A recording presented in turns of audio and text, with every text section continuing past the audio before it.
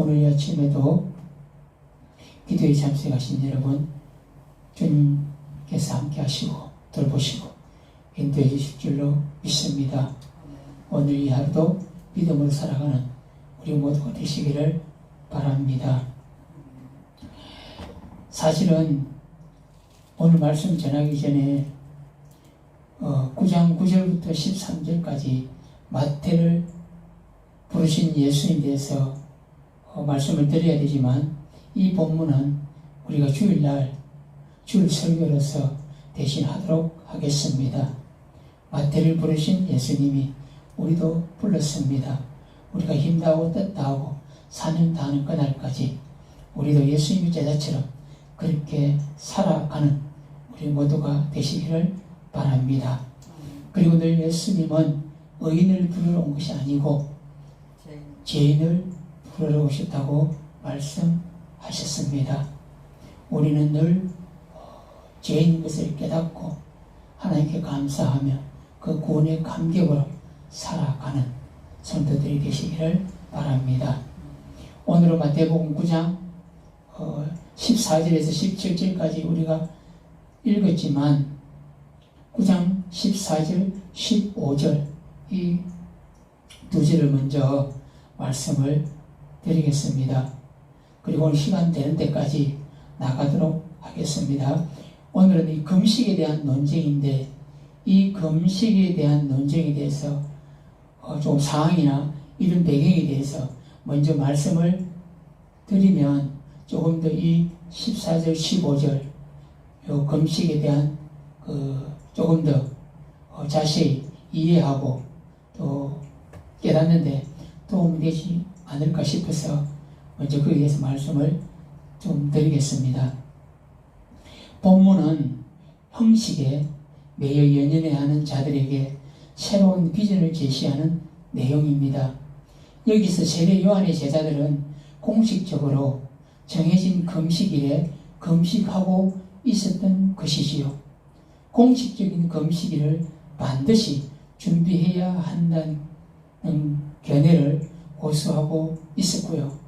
이런 면에서 바리새인들과 동일한 견해를 갖고 있었던 것으로 보입니다. 오늘 보시면 요한의 제자들하고 요 바리새인들하고 이게 맞는 것이 있는데 바로 이 부분에서 뜻을 같이 하고 있다는 것입니다. 금식에 대한 예수의 견해는 이미 마태복음 6장 16절에서 18절에 말씀합니다. 자, 마태복음 6장 16절, 18절 보겠습니다. 마태복음 6장 16절에서 18절 읽어볼까요? 시작. 금식할 때에 너희는 외식하는 자들과 같이 슬픈 기색을 보이지 말라. 그들은 금식하는 것을 사람에게 보이려고 얼굴을 흉하게 하느니라.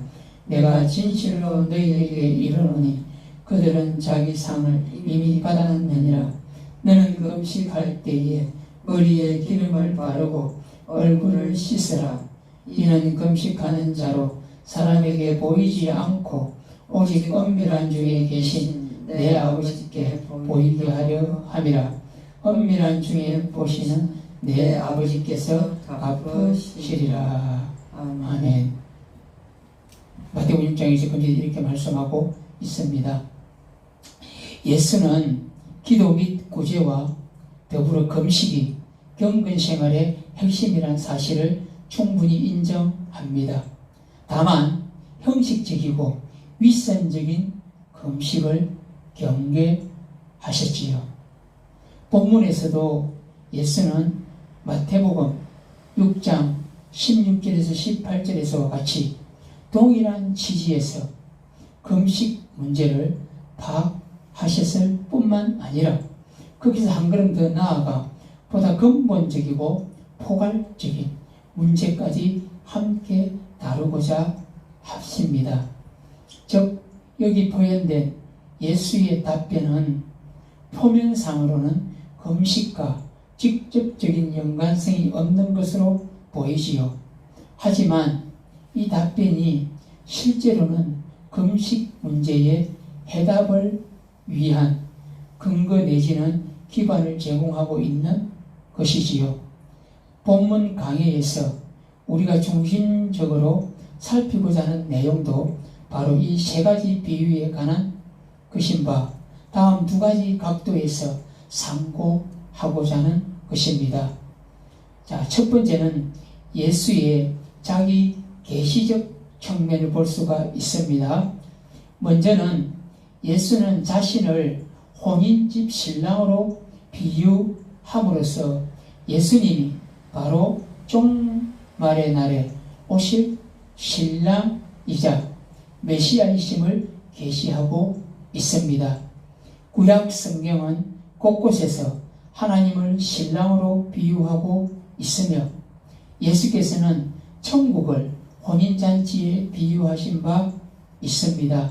또한 사도 바울도 예수와 성도들과의 관계를 무엇과 무엇요?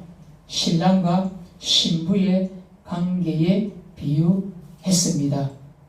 한편 본문의 비유는 당시 히브리인들의 풍습을 이해하면 더 설득력 있게 와 닿습니다. 히브리인들의 혼인잔치는 대개 일주일입니다. 우리나라는 결혼식 하면은 한 30분, 1시간, 그럼 후딱 지나가면 다 끝입니다. 그래서 선포해버리는데 끝나는 것이지요. 그런데 여기 히브리인들의 혼인잔치는 일주일간 계속되었으며 신랑 친구들의 의무가 있습니다. 그들의 마지막 의무는 잔치날 밤에 신랑을 신방으로 인도한 후에야 끝이 납니다. 조금 다르죠. 그동안에는 금식기간이 닥치더라도 금식하지 않는 것이 상례, 예절입니다. 이렇게 그 10일 동안 결혼하는 그 기간 동안에 금식해야 될 그런 날들이 찾아오면 어떻게 한다고요? 금식하지 않는 것이 예라는 것입니다. 예절이라는 것입니다. 자, 다음은 예수의 대답 속에는 예수의 순환이 예고되어 있습니다. 15절 하반부에 그렇게 나와 있는데 이처럼 예수는 사역 초기부터 이미 하나님의 메시아로서의 신분과 메시아 사역의 본질을 드러내신 것이지요. 하지만 이 말씀은 너무도 비밀스러워 당시 제자들로서는 도무지 이해할 수 없었을 따름입니다. 그리고 두 번째, 새 시대의 도래의 공개 측면을 우리는 알 수가 있는데 예수의 대답 중에 두 번째와 세 번째 비유는 구약과 신약, 율법과 복음 혹은 이스라엘과 교회의 관계를 시사하고 있습니다.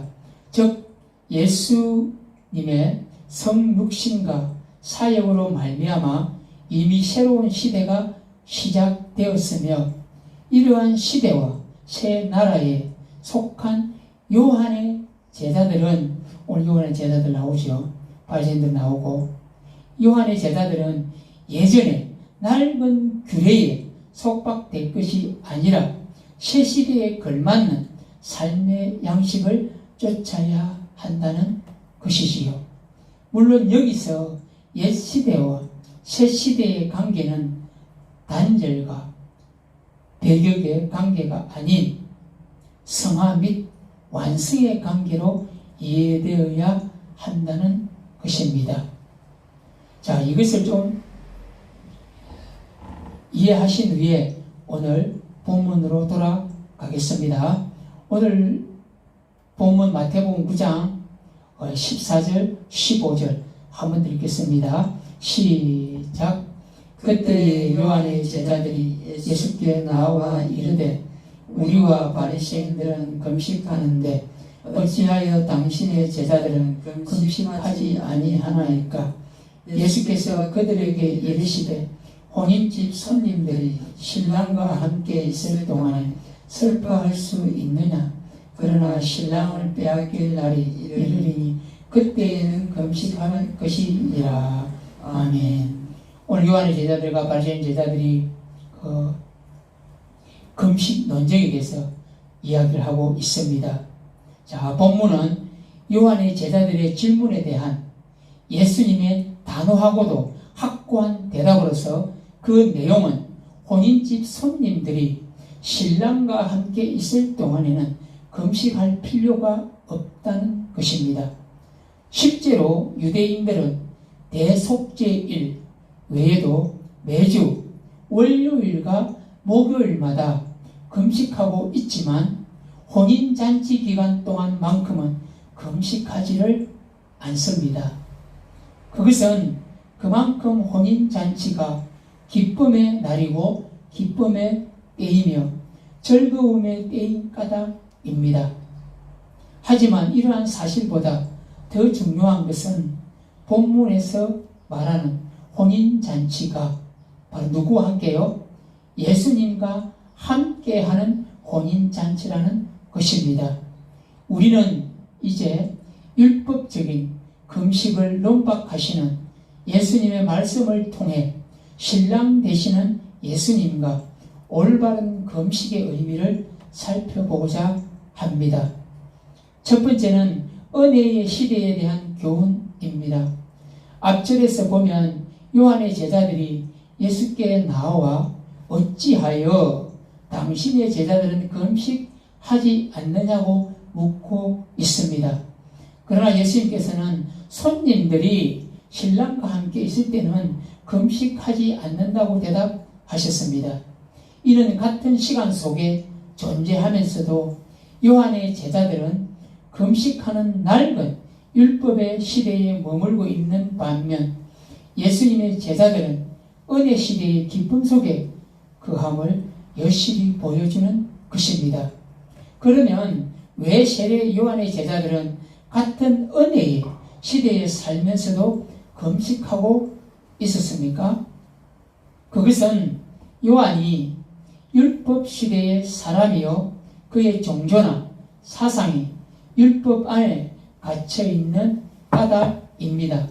이와 같이 오늘날도 같은 시대에 살면서 어떤 자들은 낡고 구태의연한 율법의 시대에 살고 어떤 사람은 어디 안에요? 예수의 은혜의 시대에 살고 같은 교회에 다니면서도 율법적인 신앙을 가진 불행한 사람이 있고 복음적인 신앙을 가진 축복의 사람이 있습니다.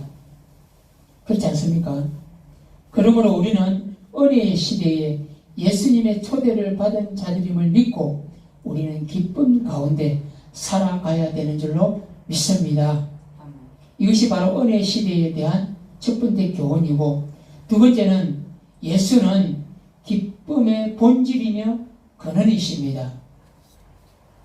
예수님은 죄로 인하여 슬퍼하고 고통을 당하는 이들에게 샘솟는 기쁨과 강같은 평화를 주기 위해 이 땅에 오셨습니다.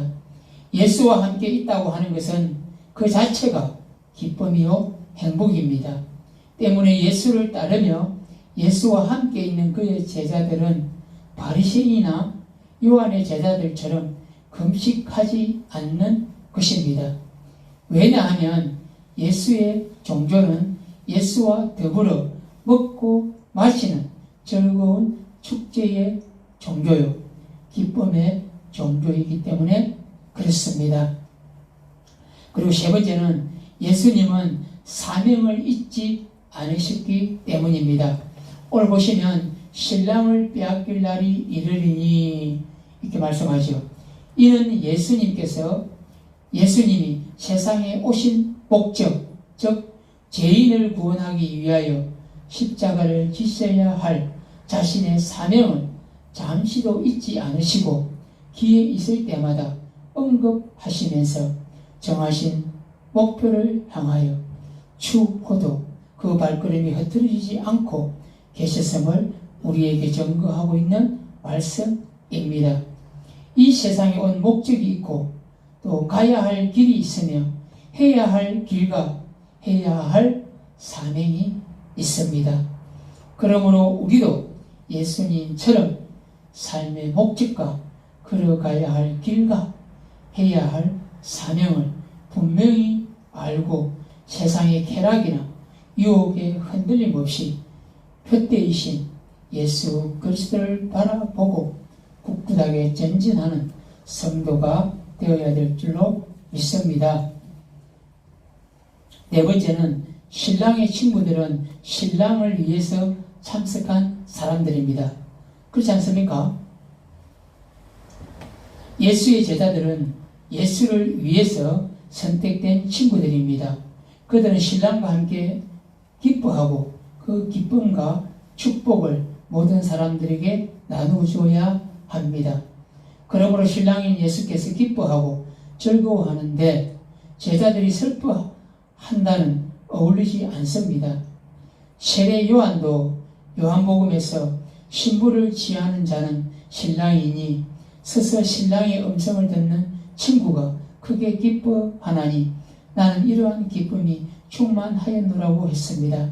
이처럼 우리는 예수님의 제자와 친구로서 그와 함께 기쁨을 누리는 것은 물론이지만 더 나아가서 우리가 누리는 예수님의 영원한 기쁨을 이웃에게 보여주고 나누어 주어야 할 것입니다.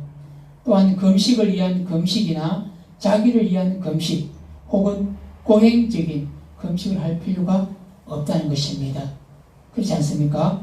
왜냐하면 이런 금식으로 인하여 예수님과 함께 있는 기쁨을 잊어버려서는 안 되기 때문에 그렇습니다. 여러분, 우리가 예수님과 동행하지 않습니까? 근데 예수님과 동행하지만 우리의 삶과 우리의 행동과 우리의 처지에 따라서 우리는 때로는 기뻐하고 때로는 슬퍼하고 때로는 이 여러 가지 문제 때문에 진정한 그 예수님과 동행하는 그 기쁨을 잃어버릴 때가 있다는 것입니다. 우리가 그렇게 예수님 안에 있을 때에 어떠한 사람 어떤 그 모든 경우가 있더라도 우리는 예수 안에서 기뻐하고 즐거워하고 행복해 나가야 될 줄로 믿습니다. 모든 상황이 좋지 않을지라도 우리는 기도해 나가야 되는 줄로 믿습니다. 자, 마지막으로 진정한 금식은 예수를 위한 것입니다. 다시 말씀드립니다. 진정한 금식은 누구를 위해서요? 예수를 위한 것입니다.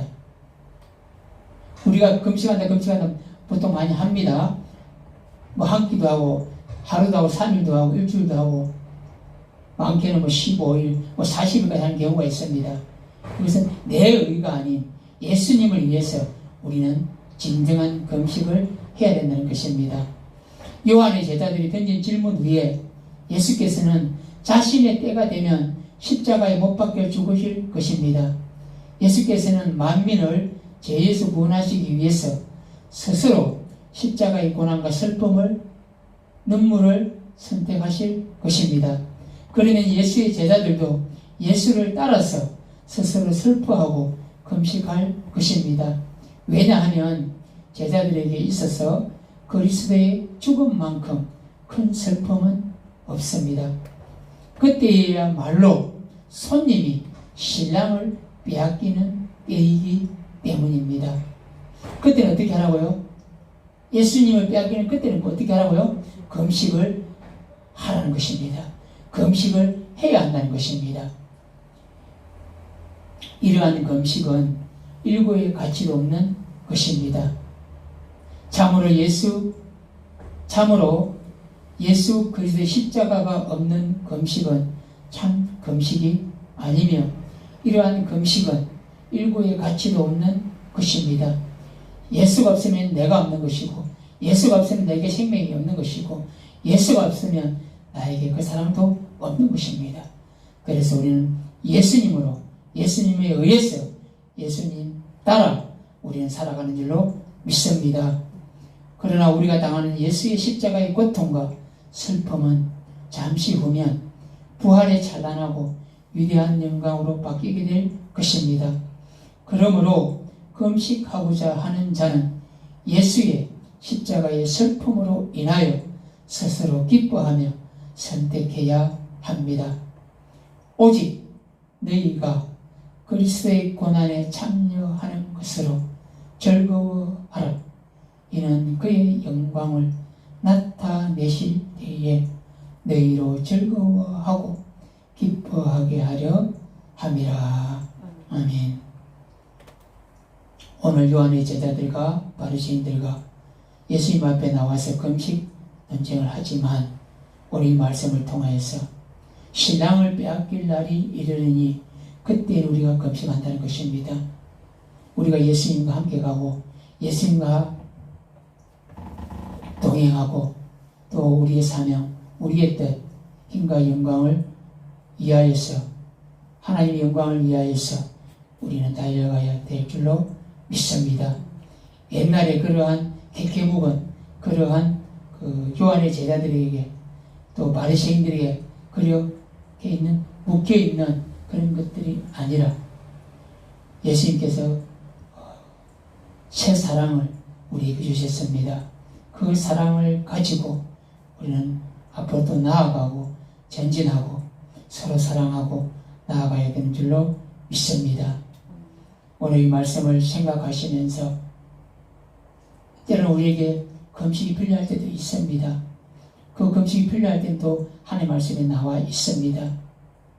지금은 우리가 예수님하고 함께 기뻐하고 행복하고 즐겁게 기쁘게 기도하며 나아갈 줄로 믿습니다.